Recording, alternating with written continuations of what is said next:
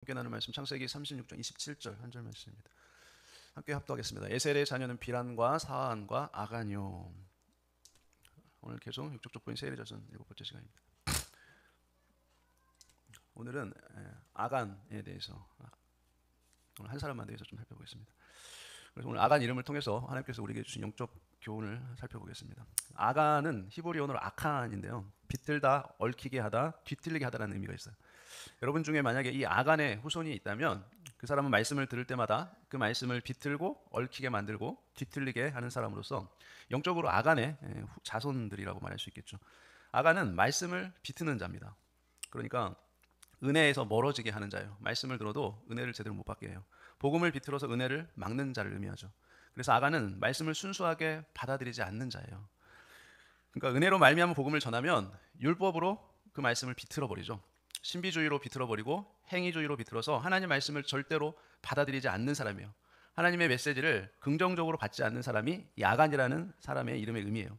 그래서 이런 사람은 생각과 판단을 꼬이게 하고 진리를 왜곡시키는 태도를 나타내는 사람입니다. 그래서 이 아간이라는 이름은 오늘 본문인 창세기 36장에도 나오지만 성경에 또 어디에 나오냐면 여호수아 7장에도 나와요. 그러니까 이름이 같은 동명이인이에요. 같은 다른 사람이라는 거예요. 이름만 같은 사람이죠. 한 사람은 유다의 후손으로서 어디에 나와요? 여호수아서에 나오는데 믿는 자 속에 아간이 존재한다는 거예요. 그리고 하나님을 믿는 자죠. 또 다른 사람은 에서의 후손으로 이 사람들은 하나님 믿지 않는 사람이라고 그랬죠. 불신자 속에 존재하는 아간이라는 거죠. 그러니까 두 부류의 사람이 교회 밖에 세상에도 존재하고 교회 안에도 예수를 믿는다고 하고 성경을 읽고 기도도 하고 예배도 드리고 하는 사람들 중에도 아간이 있다라는 거예요. 창세기 36장에 등장하는 아간은 에서의 후손으로서 약 BC 1900년 전후에 살았던 사람이에요. 그리고 여호수아 7장에 등장하는 아간은 이제 여호수아가 이스라엘 백성들을 이끌고 가나안 땅에 들어가서 여리고성을 정복할 때 거기서 등장하는 사람이 바로 이 아간이에요. 그때는 약 BC 1400년 전후에 살았던 인물이죠. 그래서 이 두 아간이라는 사람은 동명이인으로서 약 500년 이상의 시대적 간격이 있는 것이죠. 그러니까 500년이 지나든 1000년이 지나든 2000년이 지나든 주님 오실 때까지 이 아간이라는 사람이 교회 안에, 그러니까 믿음의 반열 안에도 있고 교회 밖에 세상에도 항상 이 아간이라는 사람이 존재한다는 거예요. 그러니까 교회 밖이나 교회 안에는 언제나 두 부류의 사람이 대표성에 의해서 존재한다고 생각하시면 됩니다. 그러니까 구원 받기 전에는 이 아간이라는 그 이름에서 해방된다는 것은 불가능하다는 거예요. 교회 안에 있든 교회 밖에 있든. 창세기 36장에서 아간은 히브리어로 아칸, 이 아칸이라는 뜻이에요. 의미요. 그래서 뜻은 비틀다, 괴롭히다, 문제를 일으키다라는 의미를 가지고 있어요. 그러니까 창세기 36장에서 에서의 후손은 세상에서 기독교를, 교회를, 예수 믿는 사람들을 괴롭히고 박해하고 하나님의 말씀을 왜곡하고 비틀어서 어떻게 해서든 하나님 백성들을 미혹해서 하나님을 떠나게 만드는 사람이에요. 여러분 요즘 같은 세상에서는 어떻게 할까요? 여러분 유튜브 같은 곳에 기독교를 비방하고 교회를 욕하고 또 목회자를 비방하는 온갖 영상들을 유튜브에 올리는 거죠. 그리고 온갖 거짓 교리들을 유튜브 상에 올려서 성도들을 미혹해서 하나님을 떠나게 만드는, 교회를 떠나게 만드는 것이죠. 그게 아간이 하는 일이에요, 오늘날에. 그래서 여러분 유튜브에 떠돌아다니는 어떤 영상이나 설교들을 여러분들이 잘 분별해서 듣지 않으면 여러분도 얼마든지 거짓된 교리에 미혹될 수 있다는 것이죠. 그러니까 아무 설교나 영상들을 무분별하게 듣다 보면 나도 모르는 사이에 내 생각이 그 거짓 교리들에 물들 수 있다는 거예요. 여러분도 모르는 사이에. 여러분 그래서 이런 속담이 있잖아요. 가랑비에 옷이 젖는다는 말이 있잖아요. 그러니까 무의식 나도 모르게 듣다 보면 분별력이 없으면 금방 거짓된 교리에 미혹됩니다. 여러분 유튜브 설교를 듣다 보면 조회수가 많은 그런 영상이나 설교일수록 거짓 교리일 가능성이 많아요. 여러분 잘 들어보면 정말 바른 복음을 전하고 성경적인 설교를 하는데 이상하게 조회수는 별로 나오지 않아요. 대부분 그러니까 물론 유명한 목사님들 잘 그러니까 교리적으로 바른 말씀을 전하는 목사님 중에 조회수가 많은 것도 있지만 대부분의 조회수가 많은 것은 잘못된 비성경적이고 비복음적인 설교들이 많아요. 그런 영상들이 많아요. 이상하게 바른 복음을 전하는 성경적인 설교들은 조회수가 그렇게 많지를 않습니다. 여러분 유튜브를 보면 알 수 있어요. 왜 그렇겠어요? 사람들은 별로 듣고 싶어 하지 않아요. 바른 성경 말씀들. 비복음적, 인본주의적, 신비주의적, 반성경적인 그런 내용의 설교들을 좋아합니다. 왜 그렇겠어요? 이 타락한 인간은, 죄성을 가진 인간들은 인본주의적인 설교를 좋아해요. 자기 듣기 좋은 말들을 듣고 싶어 하지 듣기 싫은 말 한 사람을 듣기 좋아하진 않습니다. 그래서 이렇게 교묘한 방법으로 세상에서 교회를 무너뜨린 사람이 바로 이 창세기 36장에 나오는 에서의 후손, 에돔의 후손들이죠. 그리고 여호수아 7장의 아간은 이제 교회 안에 있는 사람으로서 히브리어로 말하면 아간, 아콜이라고 불리는데 그 후손들의 이름 때문에 뭐가 나와요? 아골골짜기라는 이 불명예스러운 이름을 남기게 돼요. 많이 들어봤죠? 아골골짜기. 여호수아 7장 26절 그 위에 돌무더기를 크게 쌓았더니 오늘까지 있더라. 여호와께서 그의 맹렬한 진노를 그치시니 그러므로 그곳 이름을 오늘까지 아골골짜기라 부르더라. 어디서 유래된 거예요? 아간에서부터 유래된 거예요. 창세기 36장에 나오는 아간의 역할은 그러니까 뭐냐면 어떤 특별한 사건의 주인공이 아니라 에서의 자손, 세일의 자손의 족보 중에 한 사람으로서 기록된 것이에요. 그래서 이 사람은 어때요? 태어나면서부터 나는 기독교를 박해하겠다. 나는 무조건 하나님을 대적하겠다. 이런 생각을 가지고 태어나죠. 그래서 기독교는 그냥 하나의 신화다. 하나의 이스라엘의 역사에 불과하다. 하나의 전설에 불과한 것이다. 신은 존재하지 않는다. 이렇게 말을 하면서 교회 밖에 온갖 이론과 지식들을 다 동원해서 그걸 가지고 기독교를 무너뜨리는 자가 바로 이 아간이에요. 여러분 원래 아담 이후에 태어난 모든 인간들은 어떻습니까? 죄인으로 태어나서 하나님을 대적하는 자로 살다가 지옥에 갈 그런 인생들이기 때문에 어떤 특별한 목적과 의지를 가지고 여러분 기독교를 박해하고 무너뜨리려고 하는 것이 아니에요. 그냥 원래 인간의 죄된 본성 자체가 하나님을 대적하는 거예요. 저와 여러분이 만약에 예수님 믿지 않았다면 똑같아요. 여러분, 저와 여러분도 하나님을 대적하면서 그렇게 살았을 것이에요. 하나님의 은혜가 주어지지 않고는 어느 누구도 하나님을 섬길 수 없어요. 다 하나님 대적하면서 살아갈 수밖에 없어요.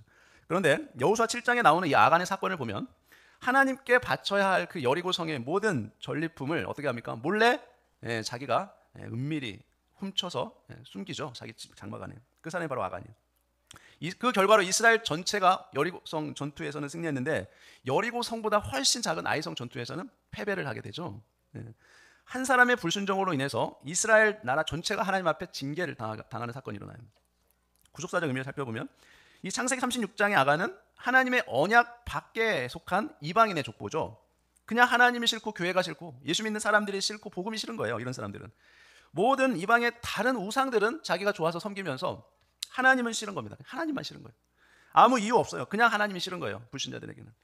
결국 멸망으로 사라질 인물들 속에 포함된 사람이 아간이죠. 즉 육적 족보의 한 부분으로서 언약 족보와는 대비되는 상징적 존재인 것입니다. 여호수아 7장에 나오는 아간의 구속사적 의미는 언약 백성 안에서도 성경을 믿고 예수를 믿고 교회를 예배에 나오고 기도하고 헌신한 사람들 중에도 말씀을 비틀고 은혜를 막는 자가 있다라는 것을 상징하죠. 그러니까 이것은 뭐예요?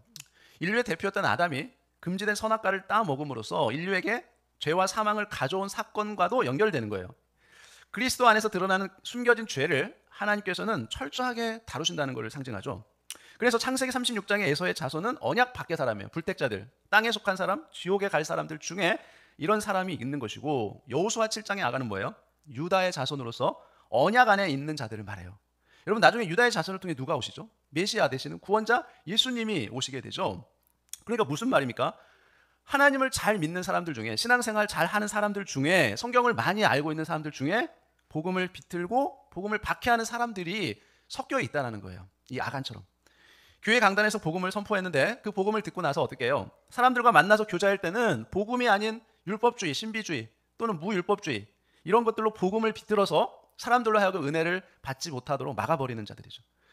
여러분 율법주의가 뭡니까? 예수 믿는다고 다 구원받는 것이 아니라는 거예요. 뭐를 해야 돼요? 주일 성수 잘 제대로 해야 돼요. 기도도 열심히 해야 되고 헌금도 잘 해야 되고 전도도 열심히 해야 되고 이런 거를 해야 구원받을 수 있다라고 말하는 거죠. 무율법주의는 뭡니까? 한 번 구원받으면 영원히 구원받는 것이기 때문에 구원받으면 뭐 다 구원받았으니까 이제 아무렇게 살아도 되겠네. 뭐 율법 같은 거 안 지켜도 되잖아. 그렇게 가는 거죠. 구원파가 그 대표적인 예죠. 무율법주의들. 어차피 그렇게 살아도 구원 취소되지 않아. 한 번 구원은 받으면 끝이야. 그렇게 그냥 아무렇게 사는 것이죠. 성화주의는 뭡니까? 예수 믿고 구원 받으면 어떻게 돼요? 계속적으로 너가 지은 죄, 모든 죄를 낱낱이 다 찾아서 회개하지 않으면 너 구원받지 못해. 그게 성화주의예요. 그러면서 신앙생활을 열심히 하도록 계속 독촉하죠. 교회에서 어떤 원칙들, 규칙들을 정해놓고 그것을 열심히 하지 않으면 너 구원 못 받아. 그렇게 강요하죠. 그게 성화주의죠. 여러분 그런 교회들 많이 있어요. 이단들이 대표적으로 많이 그래요. 여호수아 7장의 아간의 죄악은 이스라엘 백성 전체가 징계를 받는 죄악이었어요. 그리고 이스라엘 백성들에게 아주 쓰라린 고통과 패배를 안겨주는 무서운 죄악이었어요. 그러니까 교회 안에 거짓 교리인 율법주의, 이런 신비주의, 성화주의가 들어와서 교회를 무너뜨리려고 한다는 거예요. 아간처럼. 성도들이 아간과 같은 사람을 만나면 상처받고 시험 들고 고통을 당하게 된다는 거예요. 최근에 제가 노예에서 어떤 한 교회 목사님이 면직됐어요. 이단으로 정죄받고 그 교회에서 면직됐어요.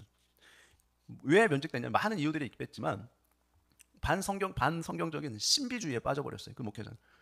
만약 자기가 설교 중에 이 강단 위에 하늘 보좌가 열리고 그 천사들이 내려와서 자기를 보고 있다는 등 그런 이상한 신비주의적인 설교들을 많이 하면서 교인들을 미혹시켰어요.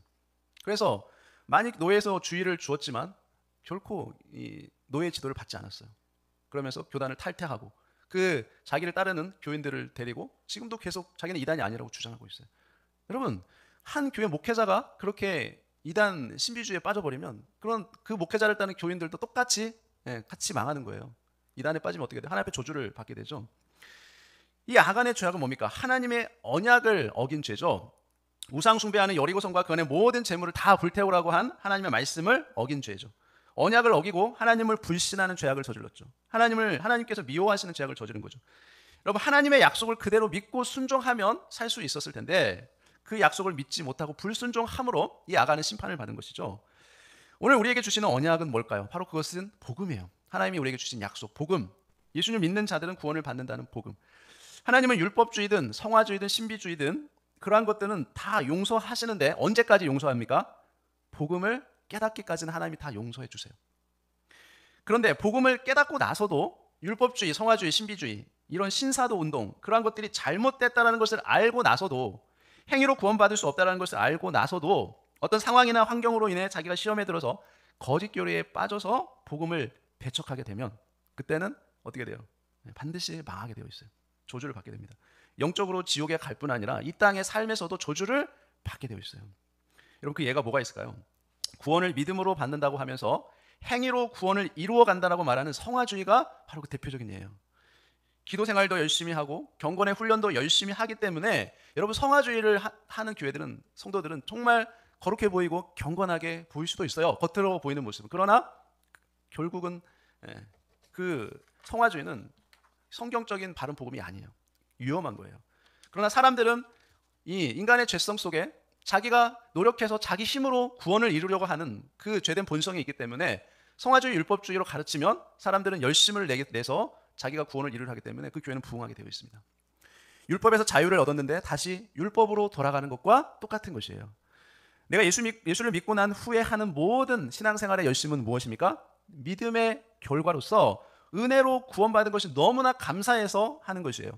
내가 하나님의 자녀로서 거룩하게 살기 위해서 하는 것이지 결코 그것을 통해서 구원받으려고 하는 것이 아니에요. 믿음에서 나오는 자연스러운 결과이지 결코 구원을 얻기 위한 어떤 행위나 조건이 될 수는 없다는 것입니다. 여러분, 우리의 구원은 결코 행위가 아닌 오직 하나님의 은혜에 의해서 믿음을 통해 믿음으로 말미암아 우리에게 주어지는 줄 믿습니다. 그것이 복음이에요. 그래서 아간의 죄악은 뭡니까? 바벨론의 것에 대한 탐욕이에요. 아간의 죄악은 바벨론의 수도인 시날산의 외투 그리고 재물에 대한 탐욕이었어요. 바벨론의 외투와 금은 가지지 말아야 될 물건이었죠. 아간은 그것을 탐해서 그것을 자신의 장막 밑에 감추어 둔 것입니다. 여러분, 바벨론의 것을 탐하는 죄는 아주 무서운 죄악이죠. 성경에서 바벨론적인 것은 뭐라고 말하죠? 하나님을 대적하는 인간의 교만, 오만함을 뜻하죠. 우상 숭배, 사치, 그리고 세상의 죄악을 상징하는 것이 바벨론적인 거예요. 그래서 오늘날로 말하면 비복음적인 것을 말해요. 비복음적인 것. 여러분, 인간은 어떻습니까? 이 노아의 방주에서 나온 이후에 하나님께서 더 이상 우리 인류를 물로 심판하지 않겠다고 하시면서 주신 약속이 뭐예요? 무지개의 언약이잖아요. 그런데 타락한 인간은 어때요? 그 무지개의 언약을 믿지 않으니까요. 그러니까 믿어지지 않으니까 어떻게 합니까? 바벨론 탑을 쌓죠. 더 이상 하나님이 홍수로 심판하더라도 그 심판을 받지 않기 위해서 바벨탑을 쌓죠. 바벨탑은 뭡니까? 하나님을 대적하는, 복음을 대적하는 우리 인간의 전형적인 율법주의, 신비주의, 행위주의를 말하는 것이 바로 그 바벨탑이에요. 그것이 나중에 계시록에 나오는 바벨론의 음료죠. 바벨론의 음료는 뭡니까? 하나님을 믿는다고 하면서 사단의 영향력 아래에 있어서 하나님의 뜻에 어긋나는 타락한 세력들이 이 바벨론의 음료예요. 타락한 교회를 뜻합니다. 모든 종교의 구원이 있다고 말하면서 타 종교와도 우리가 협력하고 연합을 해야 된다, 교류해야 된다라고 말하는 종교다원주의를 말해요. 여러분, 오늘날 대부분 교회들이 종교다원주의로 가려고 하죠. 네, 연합하려고 해요. WCC, WEA 이런 천주교와 다른 종교들하고 연합하려고 해요. 성교라는 명목하에. 자, 그리스도의 신부된 교회에 거짓 교리가 들어와서 교회가 타락을 한 것은 하나님 앞에 뭘 한 것과 똑같아요? 영적인 간음을 한 것과 동일한 거죠. 우상 숭배를 한 것과 같은 거예요. 그래서 교회에 바벨론적인 것이 있으면 교회는 저주를 받게 됩니다. 교회는 절대로 거짓 교리와 섞이면 안 되는 것이에요. 율법주의나 신비주의인 것들은 다 바벨론적인 것입니다. 교회는 복음이 없는 이 바벨론적인 것을 탐하지 말고 그것을 철저히 버려야 돼요.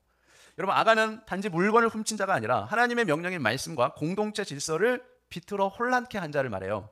거짓 교리를 교회 안에 가지고 들어와서 공동체 질서를 무너뜨리고 혼란케 한 자죠. 복음이 있는 그대도 받아들이지 않고 왜곡하고 자의적으로 해석하고 거절하는 태도를 상징하는 것이 바로 이 아간이에요.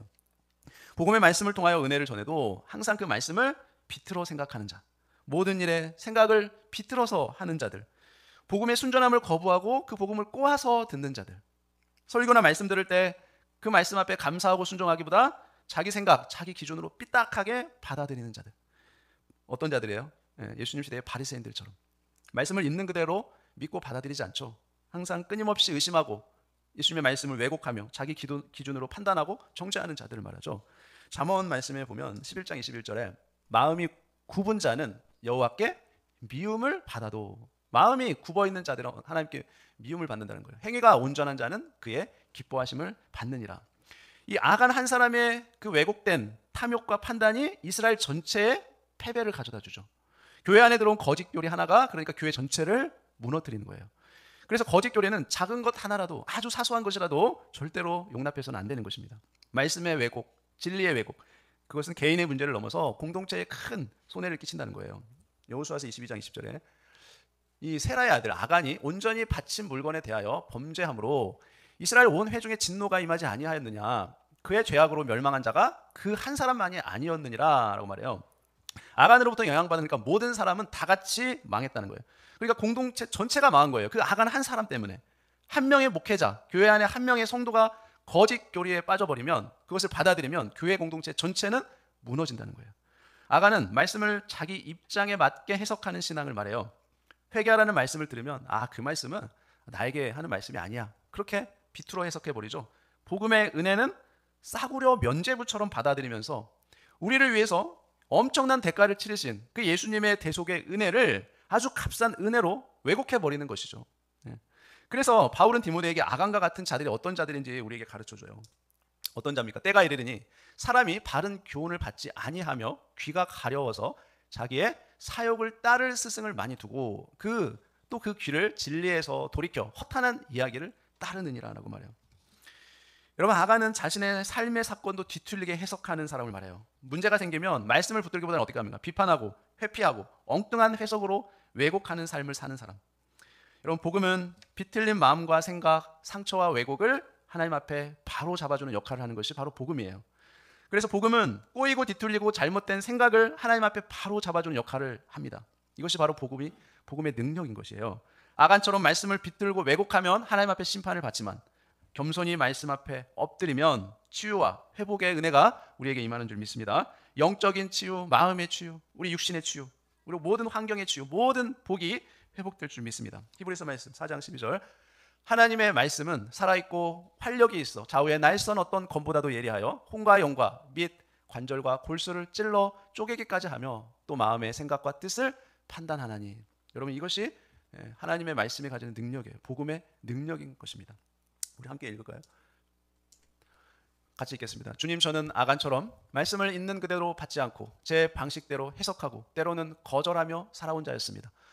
은혜의 복음 앞에서 내 마음에 삐뚤어진 기준과 생각을 회개합니다. 이제는 말씀을 그대로 받고 순종으로 열매 맺는 삶을 살게 하소서.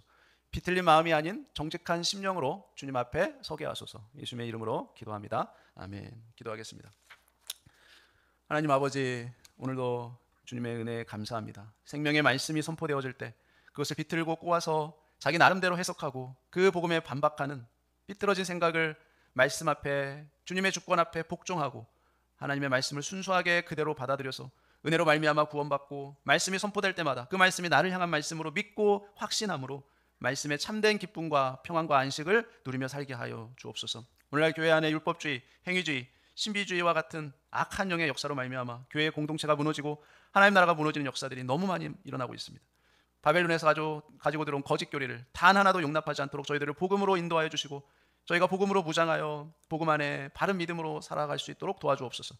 주의 은혜로 말미암아 구원받는다는 놀라운 주님의 말씀을 우리가 굳게 믿고 확신한다면 모든 두려움, 불안, 공포, 낙심, 절망은 다 사라지고 세상이 줄 수 없는 평안이 우리에게 찾아온다는 이 놀라운 주님의 말씀 앞에 아멘으로 화답하면서 평안을 누릴 수 있는 저희들을 되게 하여 주옵소서. 우리를 미혹하고 유혹하는 모든 잘못된 거짓 교리들을 우리의 생각과 마음 속에서 완전히 추방시켜 주시옵소서. 오직 주의 말씀과 선명한 복음만 우리 마음 안에 자리 잡게 하여 주옵소서. 이번 거 예수님의 이름으로 간절히 기도합나이다. 아멘.